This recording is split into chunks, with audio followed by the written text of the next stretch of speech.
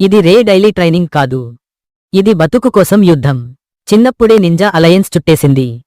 ప్రపంచం నలుమూలల ఇమల్ని తీసుకొచ్చి ఒక్క లక్ష్యం, సెన్సు లేకుండా చంపే మిషన్లు తయారు చేయడం. డబ్బు ఇస్తే ఎవరిని అయినా చంపేసే వేరులెస్ వారియర్స్. ఒకరోజు గురువు తన చేతిని కోసుకుని రక్తం తిరిగి వస్తుంది అన్నాడు. ఇది సాధ్యమే, కఠినమైన ట్రైనింగ్ చేస్తే. రేయ్ శబ్దం రాకుండా నడవాల్సిన ఫ్లోర్ మీద ట్రైన్ అవుతున్నాడు.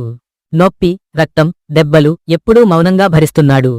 అతడి హృదయం మాత్రం మృదువైంది. వీళ్లు మాత్రం దయ నింజాలకు ఓ దుర్మార్గం. ఒకసారి తన సోదరుడిని చంపలేకపోయాడు.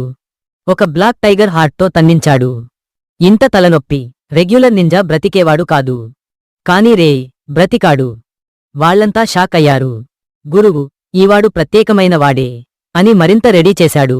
ఆఖరికి రే అమెరికాలో 6 నెలలు మౌనంగా ప్రాక్టీస్ చేశాడు. ఒక సెన్స్ను వదిలేశాడు.